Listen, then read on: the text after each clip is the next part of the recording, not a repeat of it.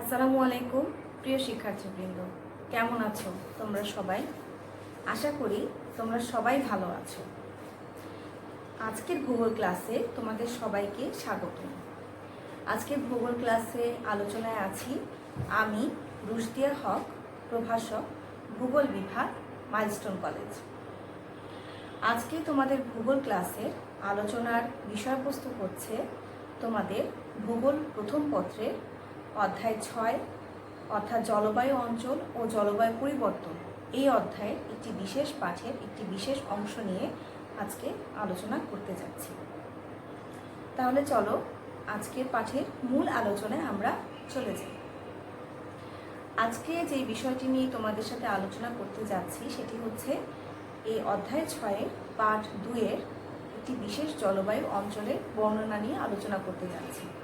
জলবায়ুটি হচ্ছে ভূমধ্যসাগরীয় জলবায়ু অঞ্চল। প্রথমে আমরা বলি ভূমধ্যসাগরীয় জলবায়ু অঞ্চল বলতে কি বোঝায়। শব্দটা শুনে নিশ্চয়ই বুঝতে পারছো যে ভূমধ্যসাগরের তীরবর্তী এলাকায় কোনো জলবায়ু অঞ্চলের বৈশিষ্ট্যকেই বলা হয় ভূমধ্যসাগরীয় জলবায়ু অঞ্চল। সেটাই ঠিক, আরও কিছু অংশ আছে যেটি আমি তোমাদের একটু বলতে চাই। সেটি হচ্ছে ভূমধ্যসাগরের তীরবর্তী দেশগুলিতে যে বিশেষ ধরনের জলবায়ু পরিলক্ষিত হয় তাকে বলা হয় ভূমধ্যসাগরীয় জলবায়ু অঞ্চল। এই রকম জলবায়ু ভূমধ্যসাগরের তীরবর্তী এলাকা ছাড়াও পৃথিবীর আরও কিছু প্রান্তে দেখা যায়। এই জলবায়ুকেই বলা হয় ভূমধ্যসাগরীয় জলবায়ু অঞ্চল। এবং বিশেষ কিছু বৈশিষ্ট্য আছে, বৈশিষ্ট্য বলতে অবস্থানগত কিছু বৈশিষ্ট্য আছে, যেটি হচ্ছে এই জলবায়ু অঞ্চল 30 থেকে 45 ডিগ্রি উত্তর এবং দক্ষিণ অক্ষাংশের মধ্যে বিস্তৃত এবং এই জলবায়ু মহাদেশগুলির পশ্চিম দিকে দেখা যায়। তাহলে আমরা সহজ কথায় বলতে পারি ভূমধ্যসাগরের তীরবর্তী এলাকায় যে বিশেষ ধরনের জলবায়ু পরিলক্ষিত হয় এবং পৃথিবীর অন্য কিছু অংশে যে বিশেষ ধরনের জলবায়ু দেখা যায় সেই অংশটা কোথায়? 30 থেকে 45 ডিগ্রি অক্ষাংশের মধ্যে, উত্তর এবং দক্ষিণ অক্ষাংশের মধ্যে এবং মহাদেশের পশ্চিম দিকে এই ধরনের বিশেষ জলবায়ু পরিলক্ষিত হয়। তাহলে এই জলবায়ুকে বলা হয় ভূমধ্যসাগরীয় জলবায়ু অঞ্চল। এখন আমরা এর অবস্থান সম্পর্কে জানব। আমরা একটি মানচিত্রের মাধ্যমে তোমাদেরকে বোঝানোর চেষ্টা করি। সাধারণত আমি একটি মানচিত্র এঁকেছি, পৃথিবীর মানচিত্র। এর উত্তর অংশ আমি চিহ্নিত করেছি। এই পৃথিবীর মানচিত্রের খেয়াল করো, এটা হচ্ছে নিরক্ষরেখা, একদম পৃথিবীর এক মাঝ বরাবর পুরা পৃথিবীকে যে বেষ্টন করে আছে পূর্ব থেকে পশ্চিমে তাকে বলা হয় নিরক্ষরেখা। এবং এই উপরের দিকে অংশকে বলা হয় উত্তর গোলার্ধ, দক্ষিণ দিকের অংশকে বলা হয় দক্ষিণ গোলার্ধ। এবং 30 থেকে 45 ডিগ্রির মধ্যে, অর্থাৎ 30 থেকে 45 ডিগ্রি উত্তর অক্ষাংশ, 30 থেকে 45 ডিগ্রি দক্ষিণ অক্ষাংশের মধ্যেই কিন্তু ভূমধ্যসাগরীয় জলবায়ু অঞ্চলের দেশগুলি অবস্থিত। আমরা দেশগুলি যখন পড়ব তখন আমরা মহাদেশ ভিত্তিক করে যদি পড়ি তাহলে তোমাদের জন্য বুঝতে সুবিধা হবে। তাহলে মহাদেশ ভিত্তিক যদি আমি বলি, প্রথমে আসা যাক এশিয়া মহাদেশ। আমরা মহাদেশগুলি বলে কোন কোন দেশে অবস্থিত সেই বিষয়গুলি আমরা জানব। প্রথমে আছে এশিয়া মহাদেশ। এশিয়া মহাদেশে দুটি দেশে ভূমধ্যসাগরীয় জলবায়ু পরিলক্ষিত হয়, একটি হচ্ছে ইসরায়েল এবং আরেকটি হচ্ছে সিরিয়া। এশিয়া মহাদেশের এই যে একেবারে এই পাশটায় ভূমধ্যসাগরের তীরবর্তী ইসরায়েল এবং সিরিয়ায় এই দুটি দেশের মধ্যে এই জলবায়ু পরিলক্ষিত হয়। দ্বিতীয় মহাদেশ হচ্ছে ইউরোপ মহাদেশ। ইউরোপ মহাদেশের কোথায়? ইউরোপ মহাদেশের যেসব দেশগুলি ভূমধ্যসাগরের তীরবর্তী এলাকায় অবস্থিত সেই সব দেশে দেখা যায়। এর মধ্যে দেশগুলির নামগুলির মধ্যে যদি আমরা বলি সেটি হচ্ছে স্পেন, ফ্রান্স, ইটালির কিছু অংশ, বসনিয়া হার্জেগোভিনা, আলবেনিয়া, তুরস্ক প্রভৃতি দেশ।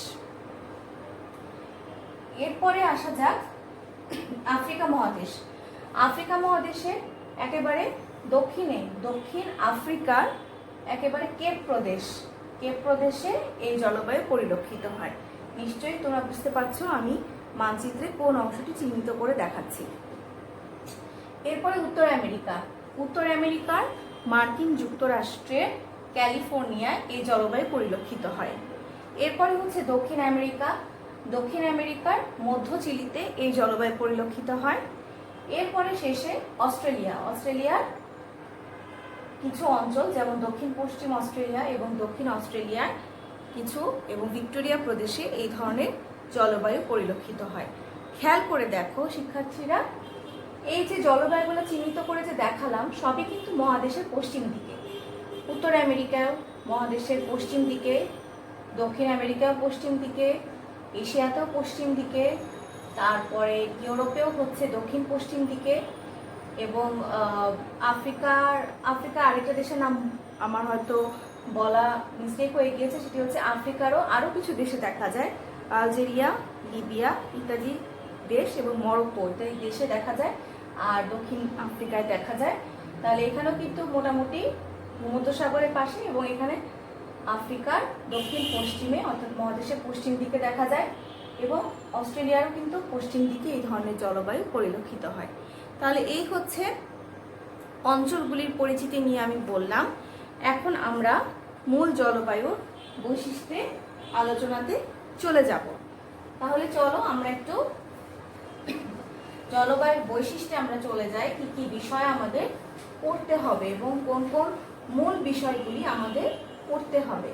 আলোচনার মূল বিষয়বস্তুগুলি কি কি?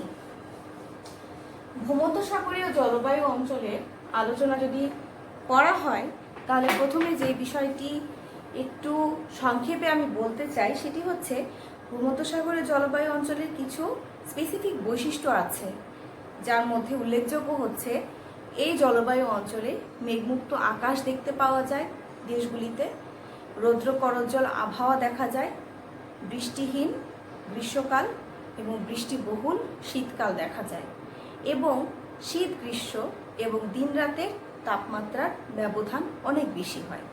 এই হচ্ছে কিছু বৈশিষ্ট্যের কথা বললাম, আমি 5টা বৈশিষ্ট্যের কথা বললাম, আশা করি তোমরা বুঝতে পেরেছ।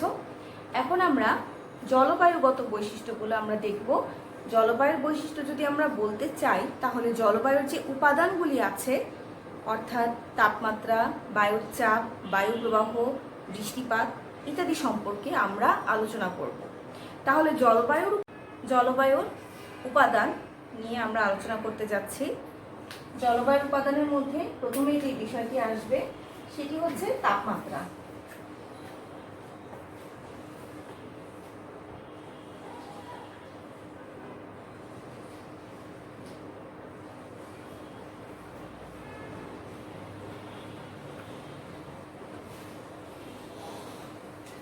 তাপমাত্রার মধ্যে আমি দুটি বিষয় লিখলাম, গ্রীষ্মকালীন তাপমাত্রা 21 থেকে 27 ডিগ্রি সেলসিয়াস আর শীতকালীন তাপমাত্রা 4 থেকে 10 ডিগ্রি সেলসিয়াস। তাপমাত্রার মধ্যে যে বিষয়গুলি আমরা পড়ব সেটি হচ্ছে 1 নাম্বার গ্রীষ্মকালীন তাপমাত্রা, দ্বিতীয় হচ্ছে শীতকালীন তাপমাত্রা। তাহলে আমি একটু লেখার চেষ্টা করি, সবাই একটু খেয়াল করো। প্রথমে হচ্ছে গ্রীষ্মকালীন তাপমাত্রা,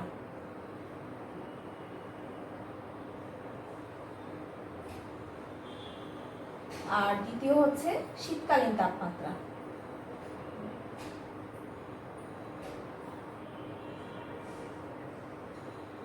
গ্রীষ্মকালীন তাপমাত্রার মধ্যে যে বিষয়গুলি আলোচিত হবে সেটি হচ্ছে গ্রীষ্মকালীন তাপমাত্রা এখানে সাধারণত 21 ডিগ্রি থেকে 27 ডিগ্রির মতো তাপমাত্রা এখানে দেখা যায়, এবং এই অঞ্চলের তাপমাত্রা সাধারণত সমুদ্রের তাপমাত্রার উপরে সমুদ্রের একটা প্রভাব তো অবশ্যই আছে। সমুদ্রের তীরবর্তী এলাকাতে তাপমাত্রা কিছুটা কম থাকে, সমুদ্র থেকে যত দূরে যাওয়া যায় অর্থাৎ মহাদেশের অভ্যন্তরে যত যাওয়া যায় তত আসলে তাপমাত্রা বাড়তে থাকে।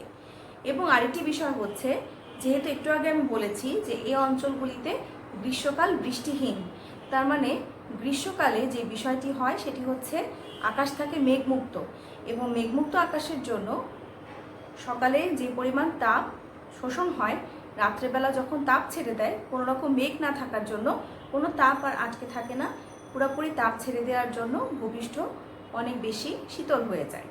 কাজে এখানে দিন এবং রাত্রের তাপমাত্রা পার্থক্য মোটামুটি দেখা যায়। এরপরে আসা যাক শীতকালীন তাপমাত্রা। শীতকালীন তাপমাত্রা গড়ে প্রায় 4 থেকে 10 ডিগ্রি সেলসিয়াস, এবং শীতকালীন তাপমাত্রাটা এরকম যে শীতকালে তাপমাত্রা কমে গেলেও এখানে কখনোই প্রচণ্ড শীত অনুভূত হয় না, মোটামুটি আরামদায়ক আবহাওয়া অনুভূত হয়। এবং দেখা যায় যে কখনো কখনো রাত্রেবেলা, শীতকালীন সময়ে রাত্রেবেলা তাপমাত্রা অনেক কমে গেলে তখন দেখা যায় তুষারপাত হতে পারে বা তুহিনপাত হতে পারে। তবে পরের দিন সকালে আবার দেখা যায় যে তাপমাত্রা হিমাঙ্কের অনেক উপরে উঠে যায়, অর্থাৎ 0 ডিগ্রি সেলসিয়াসের অনেক উপরে উঠে যায়। এবং গ্রীষ্মকালে যেহেতু বৃষ্টিহীন, আমরা একটু আগে বলেছি, এবং শীতকাল এখানে বৃষ্টি বহুল দেখা যায়, তবে কখনোই স্যাঁতস্যাঁতে আবহাওয়া বিরাজমান থাকে না। এখন আমরা যে বিষয়টি পড়ব সেটি হচ্ছে চাপ, বায়ুর চাপ এবং বায়ু প্রবাহ। দ্বিতীয় উপাদান হিসাবে আমরা পড়ব জলবায়ুর দ্বিতীয় উপাদান হিসাবে আমরা পড়ব বায়ুর চাপ ও বায়ু প্রবাহ।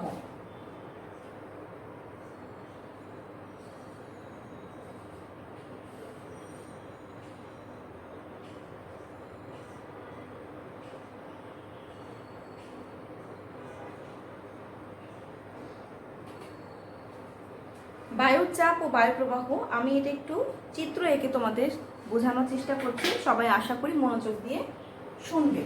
খেয়াল করো,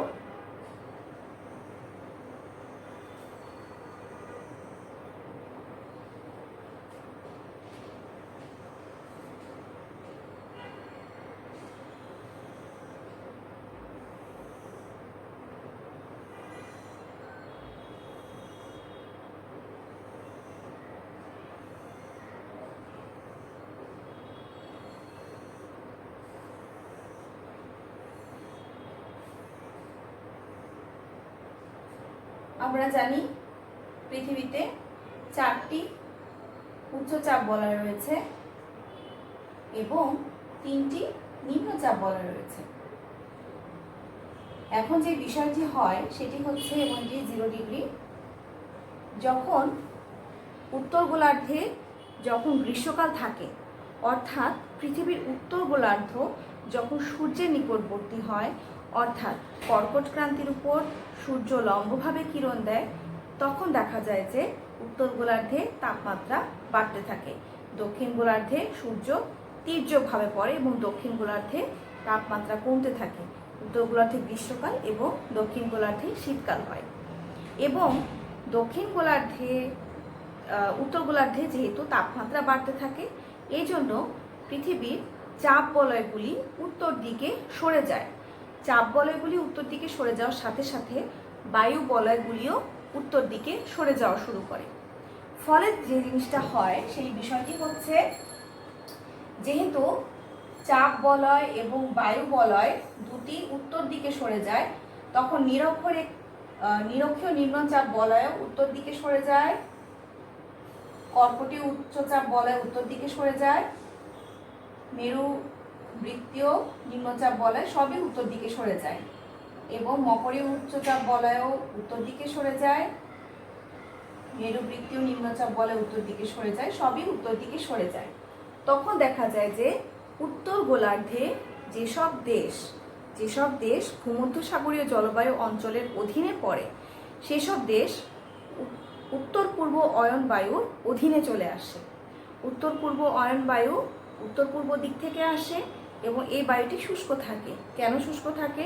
কারণ এই বায়ু স্থলভাগের উপর দিয়ে আসে, কোনো রকম জলীয় বাষ্প বহন করে না, যার ফলে উত্তর পূর্ব অয়ন বায়ু প্রবাহিত অঞ্চলে কোনোরূপ বৃষ্টিপাত হয় না। তার মানে যখন উত্তর গোলার্ধে গ্রীষ্মকাল, তখন কিন্তু কোনোরূপ বৃষ্টিপাত হচ্ছে না, উত্তর পূর্ব অয়ন বায়ুর অধীনে চলে আসে এবং কোনো রকম বৃষ্টিপাত হয় না। যেটা একটু আগে বলেছি, গ্রীষ্মকাল বৃষ্টিহীন। দক্ষিণ গোলার্ধে এই অবস্থায় হচ্ছে শীতকাল। দক্ষিণ গোলার্ধে যখন শীতকাল বিরাজমান হয়, তখন ভূমধ্যসাগরীয় জলবায়ু অঞ্চলের অধীনে যে দেশগুলি, সেই দেশগুলির উপর দিয়ে উত্তর পশ্চিম পশ্চিমা বায়ু প্রবাহিত হয়, এবং এই উত্তর পশ্চিম পশ্চিমা বায়ু বা পশ্চিমা বায়ুটি সমুদ্রের উপর দিয়ে আসে, যার জন্য প্রচুর জলীয় বাষ্প বহন করে নিয়ে আসে এবং বৃষ্টিপাত ঘটায়। অর্থাৎ দক্ষিণ গোলার্ধে শীতকাল এবং বৃষ্টিপাত হচ্ছে, উত্তর গোলার্ধে গ্রীষ্মকাল বৃষ্টিহীন থাকছে। এই জন্যই বলা হয়েছে যে গ্রীষ্মকাল বৃষ্টিহীন শীতকাল বৃষ্টি বহুল। ঠিক আমাদের দেশের মৌসুমী জলবায়ুর বিপরীত অবস্থাটা এই অঞ্চলগুলিতে দেখা যায়। এখন চলে আসা যাক, যখন সূর্যের দক্ষিণায়ন হয়। এতক্ষণ আমরা পড়লাম সূর্যের উত্তরায়ণ, এখন আমরা পড়ব সূর্যের দক্ষিণায়ন। অর্থাৎ সূর্য যখন দক্ষিণ গোলার্ধের উপর লম্বভাবে পড়ে তখন আসলে কি হয়? সূর্য দক্ষিণ গোলার্ধের উপর লম্বভাবে পড়া মানে পৃথিবীর মকর ক্রান্তি সূর্যের নিকটবর্তী হয়। মকর ক্রান্তির উপর সূর্য লম্বভাবে কিরণ দেয় এবং ঠিক আগের ব্যাপারটা তোমরা চিন্তা করো, আগে যেরকম চাপ বলয় এবং বায়ু বলয়গুলো উত্তর দিকে সরে গিয়েছিল, এখন চাপ বলয় এবং বায়ু বলয় সব দক্ষিণ দিকে সরে যাবে এবং দক্ষিণ দিকে সরে যাওয়ার জন্য নিরক্ষীয় অঞ্চলটাও দক্ষিণ দিকে সরে যাবে, মকরীয় উচ্চচাপ বলয়টাও দক্ষিণ দিকে সরে যাবে, কর্কটীয় উচ্চচাপ বলয় দক্ষিণ দিকে সরে যাবে, মেরুবৃত্তীয় নিম্নচাপ বলয় দক্ষিণ দিকে সরে যাবে, এটা উত্তরের অংশ, মেরুবৃত্তীয় নিম্নচাপ বলয় দক্ষিণ দিকে সরে যাবে। তাহলে এই অংশে কি হয়? যখন এখানে সূর্য মকর ক্রান্তির উপর লম্বভাবে পড়ছে, তার মানে কি দক্ষিণ গোলার্ধে গ্রীষ্মকাল হচ্ছে। দক্ষিণ গোলার্ধে যখন গ্রীষ্মকাল, তখন ভূমধ্যসাগরীয় জলবায়ু অঞ্চলের দক্ষিণ গোলার্ধে অবস্থিত দেশগুলি অয়ন বায়ুর অধীনে চলে আসে। এই দেশগুলোর উপর দিয়ে তখন দক্ষিণ পূর্ব অয়ন বায়ু প্রবাহিত হয়, দক্ষিণ পূর্ব অয়ন বায়ু প্রবাহিত হয় এবং এই বায়ুটি জলীয় বাষ্প বহন করে না, শুষ্ক থাকে এবং কোনোরূপ বৃষ্টিপাত ঘটায় না। তার মানে দক্ষিণ গোলার্ধে গ্রীষ্মকাল বৃষ্টিহীন আমরা দেখতে পাচ্ছি। উত্তর গোলার্ধে ঠিক বিপরীত অবস্থাটা সৃষ্টি হয়। খেয়াল করো, উত্তর গোলার্ধে শীতকাল হওয়ায় কি হয়? এখানে ভূমধ্যসাগরীয় জলবায়ু অঞ্চলে উত্তর গোলার্ধের দেশগুলি তখন পশ্চিমা বায়ুর অধীনে চলে আসে এবং দেশগুলির উপর দিয়ে তখন দক্ষিণ পশ্চিম পশ্চিমা বায়ু প্রবাহিত হয়, দক্ষিণ পশ্চিম পশ্চিমা বায়ু প্রবাহিত হয় এবং এই দক্ষিণ পশ্চিম পশ্চিমা বায়ু সমুদ্রের উপর দিয়ে ধাবমান হওয়ার জন্য প্রচুর জলীয় বাষ্প বহন করে নিয়ে যায়, যার ফলে এই দেশগুলিতে বৃষ্টিপাত ঘটায়। তার মানে শীতকাল বৃষ্টি বহুল, গ্রীষ্মকাল বৃষ্টিহীন। একই বিষয়টা আমরা ঠিক উল্টা করে বুঝলাম। সূর্যের উত্তরায়ণ হলেও যে ঘটনা হয় দুই গোলার্ধে, দক্ষিণায়ন হলেও ঠিক বিপরীত অবস্থাটা হয় দুই গোলার্ধে। আশা করি সবাই বুঝতে পেরেছো। এখন চলে আসা যাক যে বিষয়টি, সেটি হচ্ছে বৃষ্টিপাত। এখন জলবায়ুর আরেকটি উপাদান আমরা পড়ব, সেটি হচ্ছে বৃষ্টিপাত। আশা করি বায়ু প্রবাহ বোঝানোর সাথে সাথে তোমরা বৃষ্টিপাতটাও ক্লিয়ার করেছো, কারণ বায়ু প্রবাহ বৃষ্টিপাত ঘটানোর ক্ষেত্রে একটি গুরুত্বপূর্ণ ভূমিকা পালন করে থাকে। 3 নাম্বার আমরা পড়ব জলবায়ু তৃতীয় ও শেষ উপাদান হিসেবে বৃষ্টিপাত। এই অঞ্চলগুলিতে বার্ষিক বৃষ্টিপাত গড়ে 25 থেকে 75 সেন্টিমিটারের মতো হয়ে থাকে। বার্ষিক গড় বৃষ্টিপাত কত? 25 থেকে 75 সেন্টিমিটার। এবং বৃষ্টিপাতের কারণটা একটু আগে আমি তোমাদেরকে বলেছি, বায়ু প্রবাহের জন্য বায়ুর সাথে যখন জলীয় বাষ্প বহন করে নিয়ে আসে তখন বৃষ্টিপাত ঘটায় এবং জলীয় বাষ্প কোত্থেকে আসে? যখন সমুদ্রের উপর দিয়ে বায়ুটা প্রবাহিত হয় ঠিক সেই সময়। এবং এই অঞ্চলগুলিতে সাধারণত বজ্রপাত সহ বৃষ্টিপাত হতে পারে, ঘূর্ণিপাত বৃষ্টিও হয় এই অঞ্চলগুলিতে। তাহলে এই হচ্ছে বৃষ্টিপাত। এবং সমুদ্র তীরবর্তী এলাকায় দেখা যায় যে সমুদ্র তীরবর্তী এলাকায় বৃষ্টিপাতটা বেশি হয়। যতই মহাদেশের অভ্যন্তরে যাওয়া যায়, বায়ুর প্রভাব যেহেতু কমতে থাকে, জলীয় বাষ্পের প্রভাব কমতে থাকে, কাজে বৃষ্টিপাতটা কমতে থাকে। তাহলে এই হচ্ছে জলবায়ুর উপাদানগুলি, যেগুলি আমি আলোচনা করলাম। জলবায়ুর মূল উপাদানগুলির বৈশিষ্ট্য এতক্ষণ আলোচনা করলাম। এখন যে বিষয়টি আলোচনা করব সেটি হচ্ছে অন্য কিছু বৈশিষ্ট্য আছে ভূমধ্যসাগরীয় জলবায়ু অঞ্চলে। তার মধ্যে প্রথম যে বৈশিষ্ট্যটা আমি আলোচনা করতে যাচ্ছি সেটি হচ্ছে কৃষিজাত দ্রব্য বা কৃষিজাত পণ্য। এই অঞ্চলের প্রধান কৃষিজাত পণ্য হচ্ছে বা কৃষিজাত দ্রব্য হচ্ছে গম। গম ছাড়াও আরও কিছু শস্য পানি সেচের মাধ্যমে চাষ করা হয়ে থাকে, যেমন যব, ভুট্টা, তুলা প্রভৃতি।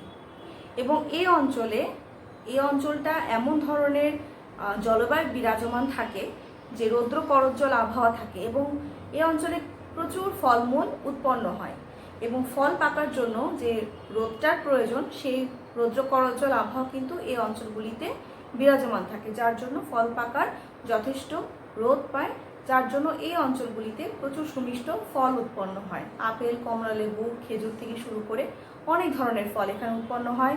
এই ফলগুলি বাইরের দেশেও রপ্তানি করা হয় দেশীয় চাহিদা মিটিয়ে। এবং ফল উৎপাদন হওয়ার সাথে যে অন্য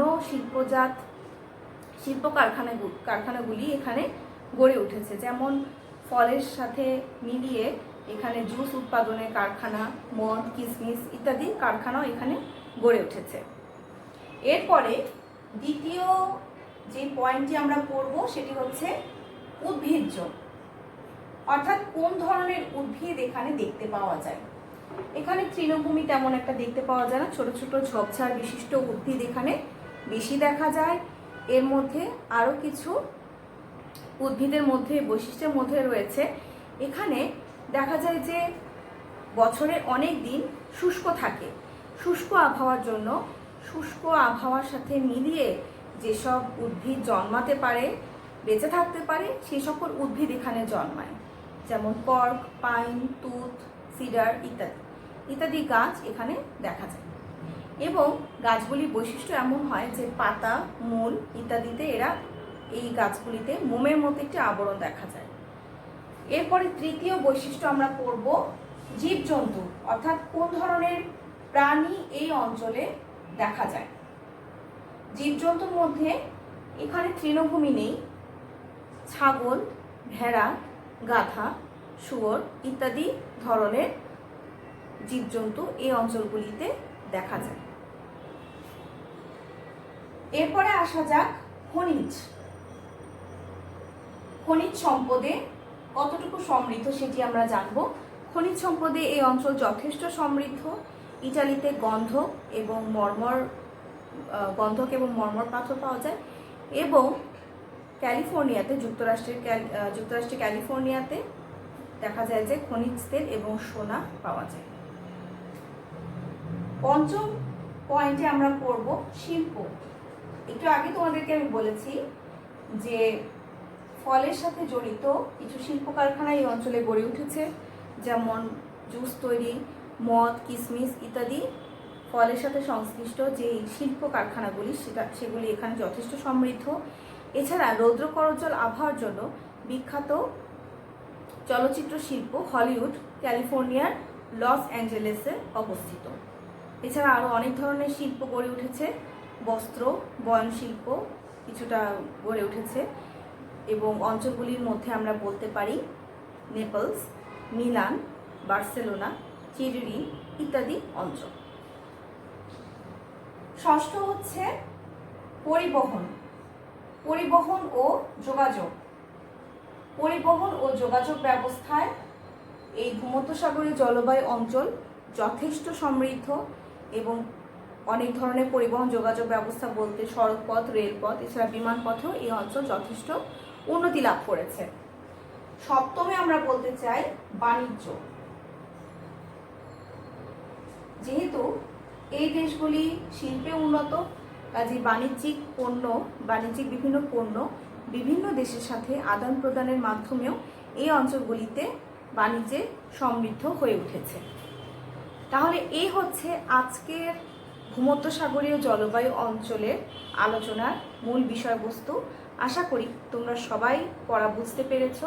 সবাই ভালো থেকো, সুস্থ থেকো। আল্লাহ হাফেজ।